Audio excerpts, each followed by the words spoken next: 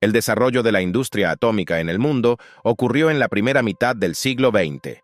Esta área de actividad humana ha traído muchos beneficios, pero también numerosos daños.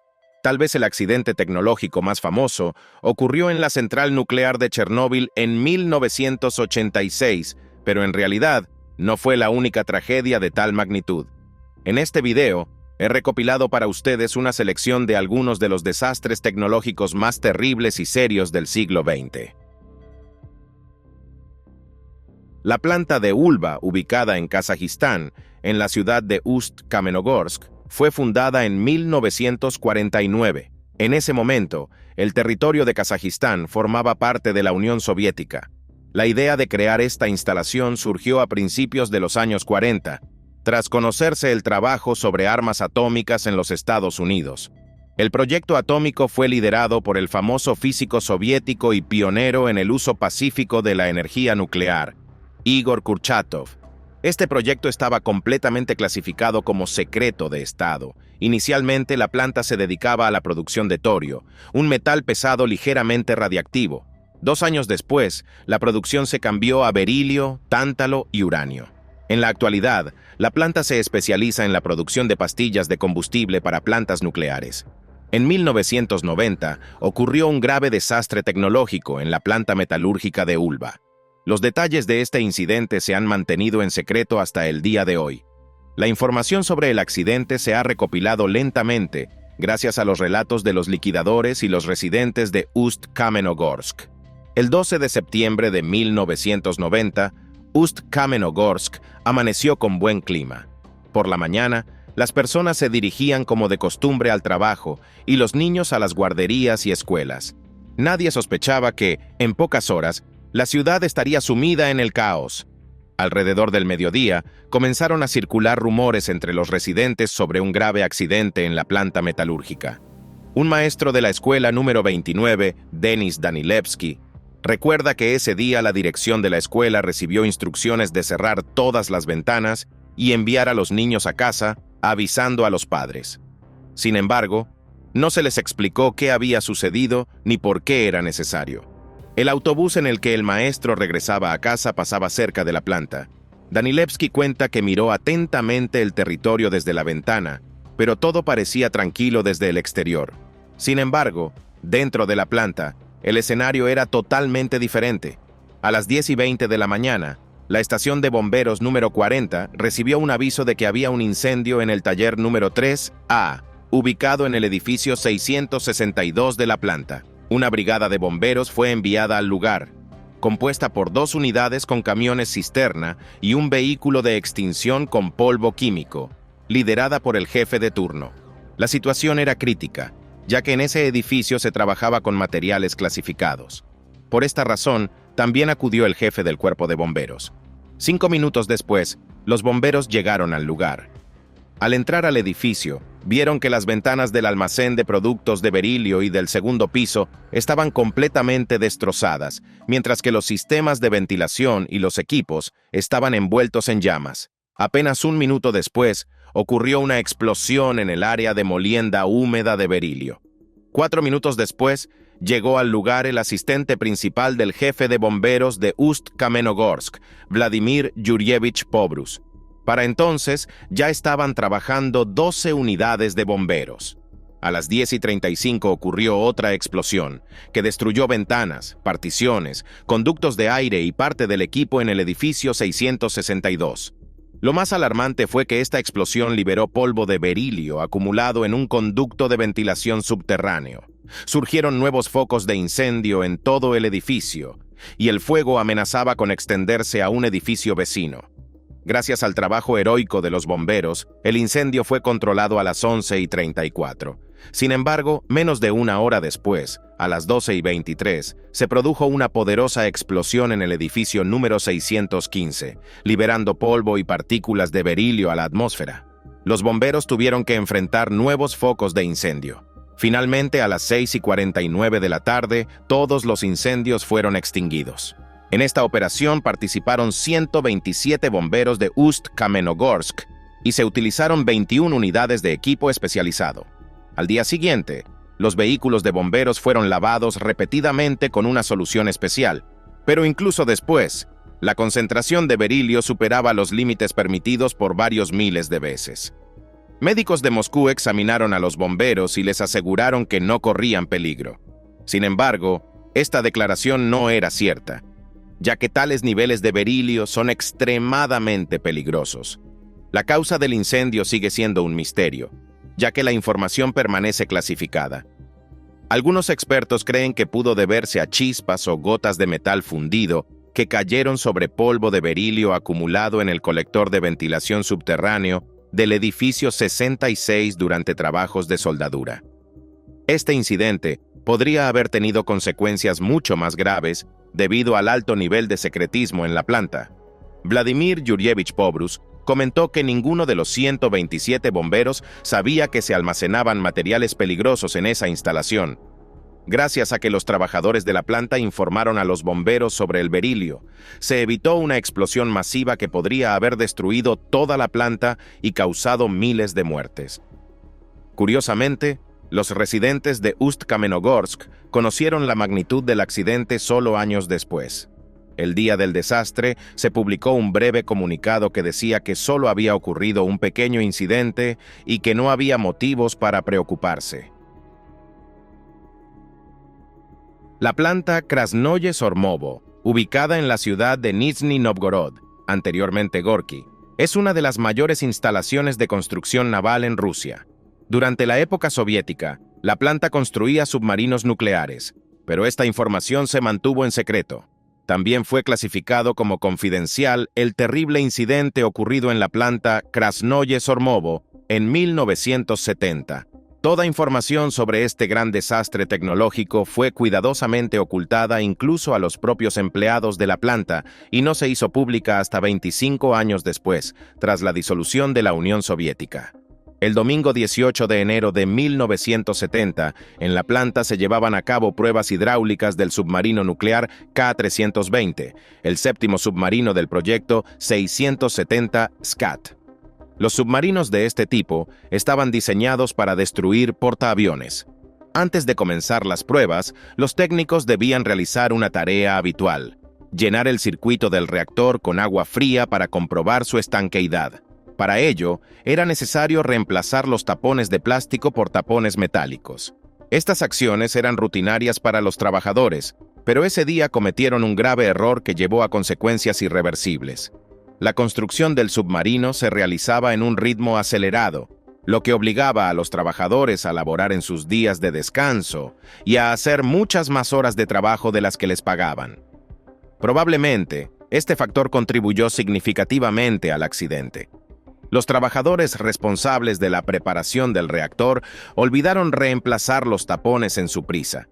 Como era de esperar, los tapones de plástico no resistieron la presión, lo que resultó en un encendido no autorizado del reactor, que fue destruido en aproximadamente 10 segundos.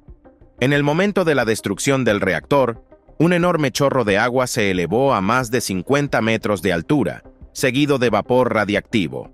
Aunque el reactor operó solo 10 segundos, fue suficiente para generar un nivel mortal de radiación en el taller. La radiación en el lugar alcanzó 60.000 Roentgen, y el total de radiación liberada fue de 75.000 curies. En el momento del accidente, había aproximadamente 200 personas en el lugar. 12 técnicos murieron al instante, mientras que los demás afectados por la radiación fueron trasladados de emergencia a Moscú, al mismo hospital que más tarde recibiría a los bomberos del desastre de Chernóbil en 1986. Sin embargo, muchos de ellos también murieron en los meses siguientes. Cuando el gobierno soviético se enteró del desastre, decidió mantener el incidente en secreto. Según relatos de los empleados de la planta, algunos de ellos supieron sobre la liberación de radiación solo años después. En entrevistas, el ingeniero del equipo de entrega Vitaly Voitenko recordó que, cuando él y sus colegas llegaron al trabajo el lunes siguiente al accidente, no les permitieron entrar al taller y se les dio un descanso de 3 días. Más tarde se supo que durante esos días, la administración de la planta reorganizó los accesos y cerró completamente el taller. La mayoría de los empleados del taller de ensamblaje mecánico donde ocurrió la tragedia, fueron informados del incidente, ya que se necesitaba mano de obra para la limpieza del lugar. Sin embargo, se les obligó a guardar silencio. Se les prohibió hablar del incidente incluso con sus familiares. Vitaly Voitenko formó parte de los liquidadores del accidente.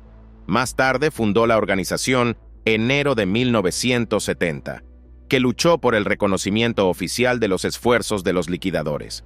Gracias a él, se conocieron detalles sobre cómo se llevó a cabo la limpieza del desastre y la realidad era espantosa. En esa época, se sabía poco sobre los peligros de la radiación. A los trabajadores no se les proporcionaron máscaras de gas ni trajes de protección. En su lugar, limpiaron el taller usando mascarillas de tela y guantes de goma. Los principales equipos para lidiar con un desastre de tal magnitud fueron cubos, trapeadores y trapos. Después de cada limpieza, se medían los niveles de radiación y si no disminuían, otro grupo repetía la limpieza.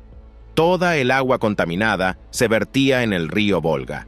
Los trabajadores permanecían varias horas al día en la zona contaminada, recibiendo un pago insignificante.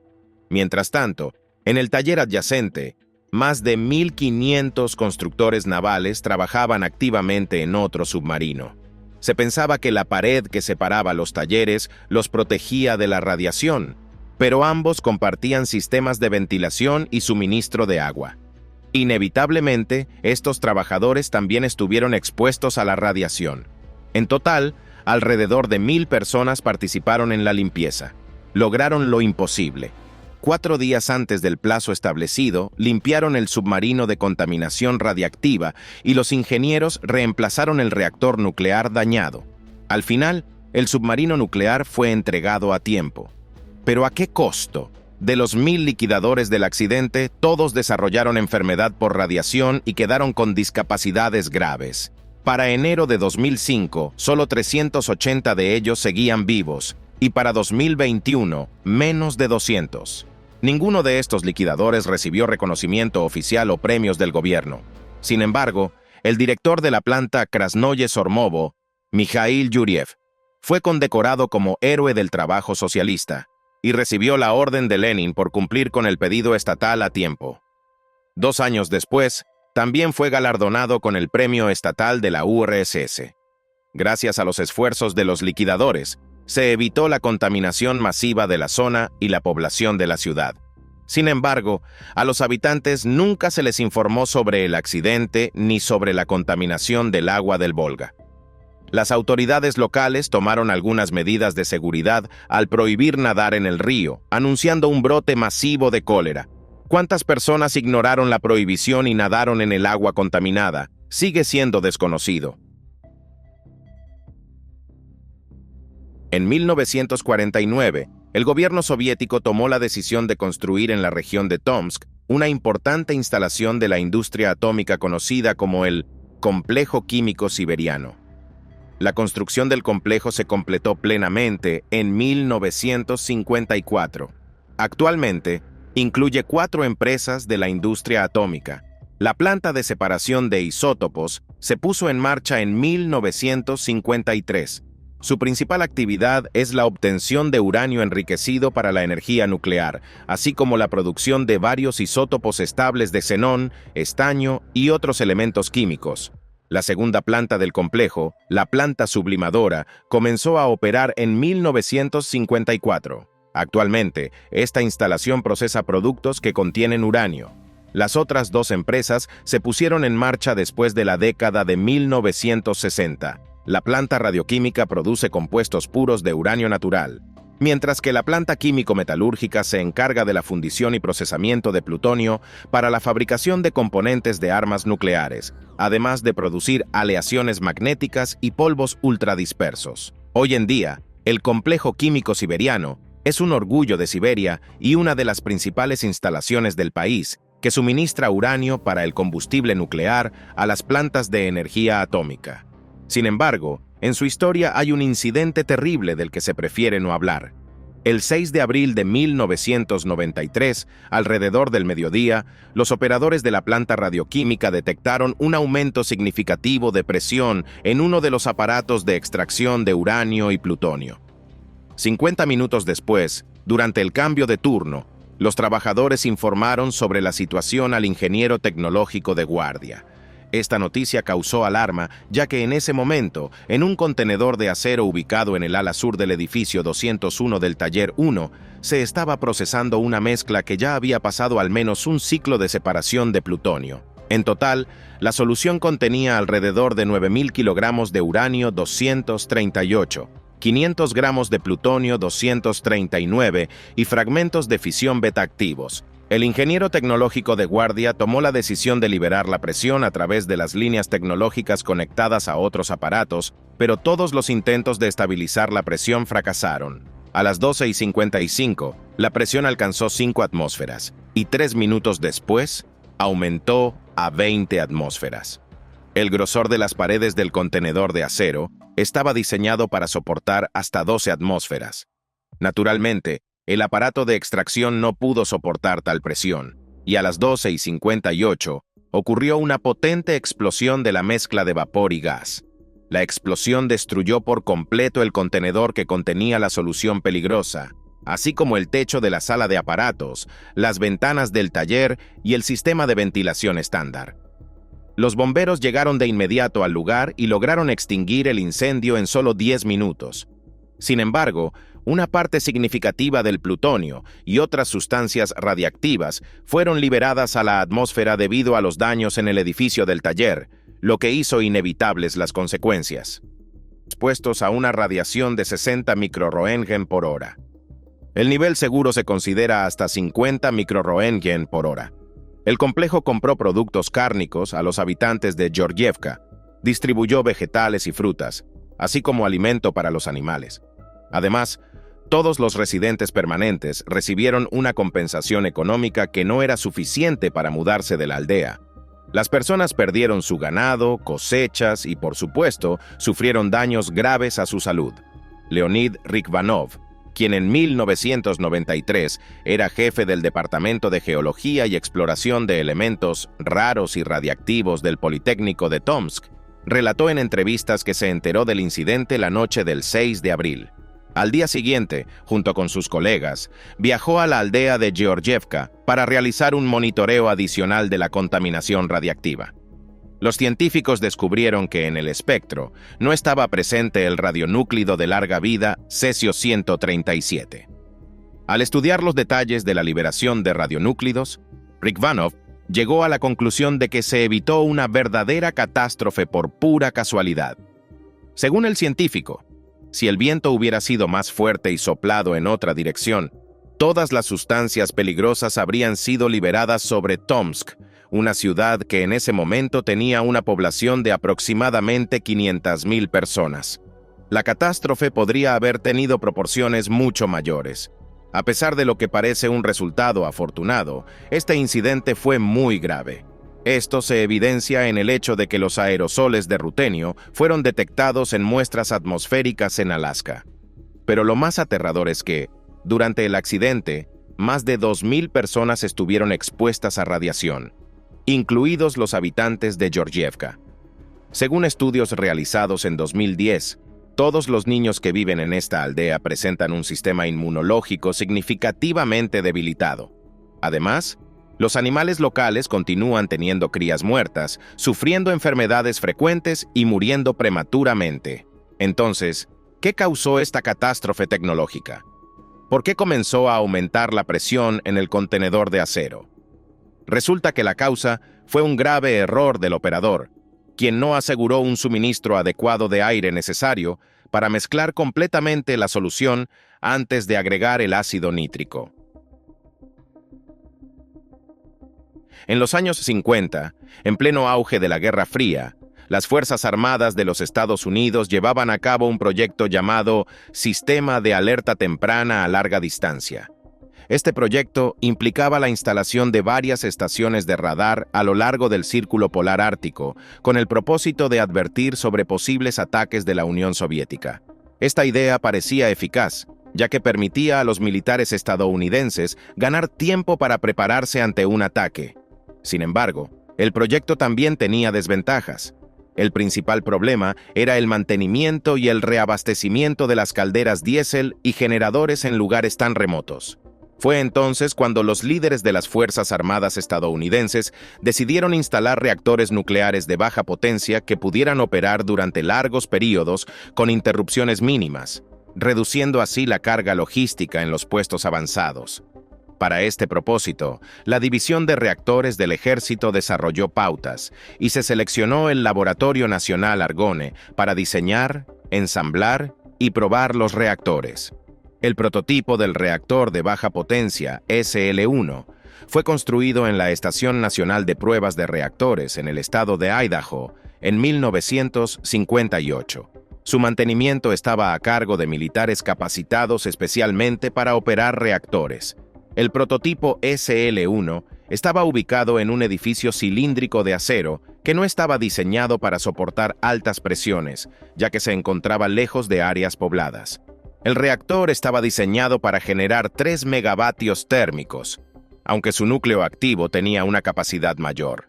El 21 de diciembre de 1960, el reactor SL-1 fue detenido para mantenimiento programado. La brigada principal de operadores se fue de vacaciones y en su lugar quedaron 3 técnicos de guardia.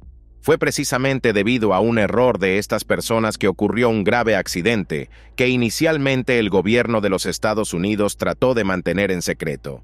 El 3 de enero de 1961, a las 9:01 de la noche, los técnicos se encontraban reiniciando el reactor. Debían extraer manualmente la barra de control central no más de 10 centímetros y medio. Sin embargo, en lugar de eso, la barra fue extraída aproximadamente medio metro. Como resultado, el núcleo del reactor superó su límite de seguridad y pasó inmediatamente a un estado de criticidad. En solo 4 milisegundos, el reactor generó tanto calor que toda el agua se evaporó. Esto llevó a la liberación de una enorme cantidad de vapor altamente concentrado. Luego ocurrió una explosión, lo suficientemente poderosa como para que el recipiente del reactor, que pesaba casi 12 toneladas, se elevara más de 2,5 metros. Las barras de control y otros componentes también fueron lanzados hacia arriba y quedaron incrustados en el techo del edificio. La explosión derribó al operador del reactor, John Byrnes, y al aprendiz Richard Leroy McKinley. Byrnes murió instantáneamente debido a las heridas, mientras que McKinley resultó gravemente herido. El tercer hombre en el epicentro de la explosión, el electricista naval de primera clase Richard Legg, también sufrió heridas graves. El sistema de alarma notificó a los bomberos sobre el accidente. Los rescatistas llegaron al lugar 9 minutos después de la explosión. Al inspeccionar la estación no encontraron signos de incendio, pero un vapor se elevaba sobre el edificio donde se encontraba el reactor. Al medir los niveles de radiación, detectaron un aumento significativo. Quedó claro que había ocurrido un accidente grave y que era necesario inspeccionar el edificio. Con máscaras antigás, los bomberos ingresaron, registrando niveles de radiación crecientes.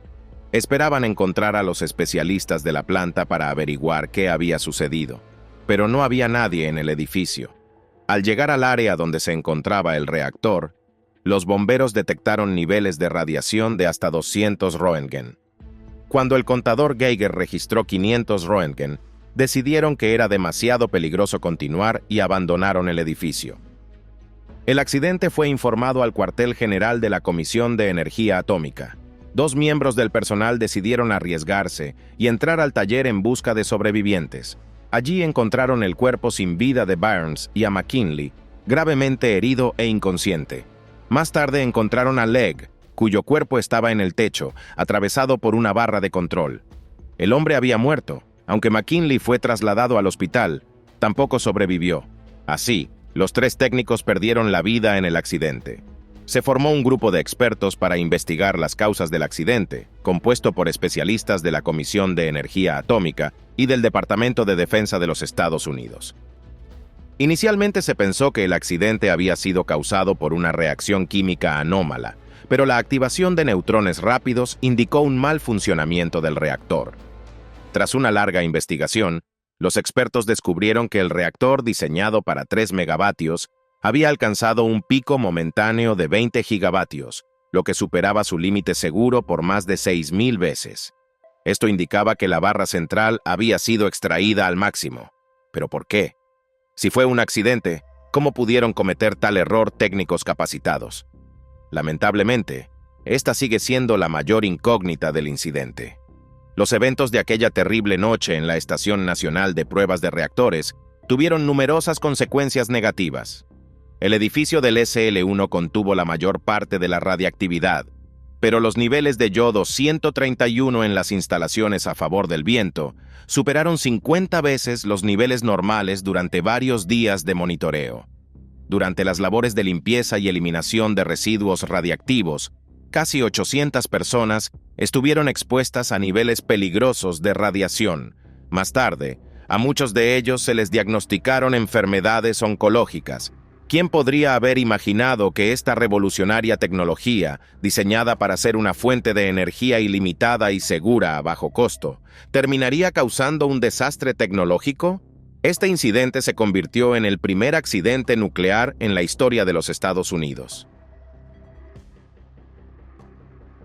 El desastre de Bhopal es considerado la mayor catástrofe tecnológica del mundo en términos de víctimas humanas. Como resultado de este terrible incidente, murieron alrededor de 18.000 personas y cientos de miles más quedaron discapacitadas de por vida. Ahora los invito a trasladarse a la noche del 2 al 3 de diciembre de 1984 para conocer los detalles de lo ocurrido y las causas de la muerte de tantas personas. La historia del desastre de Bhopal comenzó en 1970, cuando se inauguró una planta de producción de pesticidas en la ciudad de Bhopal, capital del estado indio de Madhya Pradesh. La planta pertenecía a la gran corporación estadounidense Union Carbide. La empresa obtuvo permiso para construir la planta como parte de un programa del gobierno indio destinado a atraer inversiones extranjeras en la industria local. La planta de Bhopal se dedicaba a la producción de Sevin, un pesticida que contiene isocianato de metilo. Este compuesto orgánico es extremadamente peligroso para los humanos. La intoxicación con esta sustancia puede ser mortal. Además, el isocianato de metilo es inflamable y explosivo. En la filial india de Union Carbide, esta sustancia se almacenaba en 3 grandes tanques especiales, parcialmente enterrados en el suelo. Cada uno de estos tanques podía contener hasta 60.000 litros de líquido. Cuando la planta comenzó a operar, la producción de pesticidas parecía un negocio rentable. En los periódicos indios aparecían anuncios de Sevin, prometiendo cosechas abundantes que acabarían con el hambre y la pobreza en la India. Sin embargo, la realidad fue muy diferente, ya que la cantidad de cosechas no solo dependía de la eliminación de insectos, sino también de las condiciones climáticas. En la década de 1980, una fuerte sequía afectó al país, dejando a la población sin cosechas y demostrando que los pesticidas no podían solucionar el problema. Esto provocó una drástica caída en la demanda de Sevin y de tensiones en la producción. En 1984, la planta de Bhopal fue puesta a la venta, pero no encontró comprador. La producción continuó, aunque la dirección estadounidense se negó a invertir en la reparación del equipo deteriorado. No les preocupaba que todos los sistemas de seguridad estuvieran completamente inoperativos, un grave incumplimiento, especialmente considerando el uso de isocianato de metilo. De esta manera, toda la población de Bhopal quedó en riesgo en caso de un accidente, que finalmente ocurrió. En la noche del 2 al 3 de diciembre de 1984, agua ingresó al tanque número 610. No se sabe cómo ocurrió, pero los expertos creen que pudo suceder durante la limpieza de las tuberías conectadas a la válvula que controlaba el flujo de agua al tanque con isocianato de metilo. Es posible que la válvula no estuviera completamente cerrada.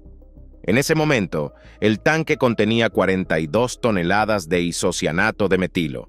La entrada de agua provocó una reacción exotérmica. A medida que el isocianato de metilo, cuya temperatura de ebullición es de 39,5 grados Celsius, se calentaba, la presión dentro del tanque comenzó a aumentar. Los operadores de la planta notaron esto, pero no pudieron hacer nada porque todos los sistemas de seguridad estaban desactivados. 1 hora y media después de detectarse el aumento de presión, ocurrió una explosión liberando todo el isocianato de metilo y sus productos de descomposición en una enorme nube tóxica de vapor y gas.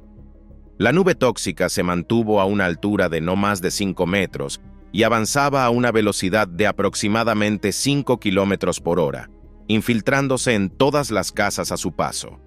Cabe mencionar que cerca de la planta había muchas viviendas, lo que contribuyó al elevado número de víctimas. Esa noche, las personas cuyas casas fueron alcanzadas por la nube comenzaron a despertarse por una sensación de asfixia y un dolor agudo en los ojos. El isocianato de metilo ataca principalmente las membranas mucosas, afectando los ojos y los pulmones. Las personas sufrían un dolor insoportable y tras un tiempo fallecían. Los únicos que tuvieron suerte fueron quienes no despertaron y murieron mientras dormían, y aquellos cuyas casas estaban lo suficientemente lejos de la planta para escapar. Los sobrevivientes del desastre contaron sus experiencias en entrevistas. Muchos fueron testigos de la muerte de sus seres queridos.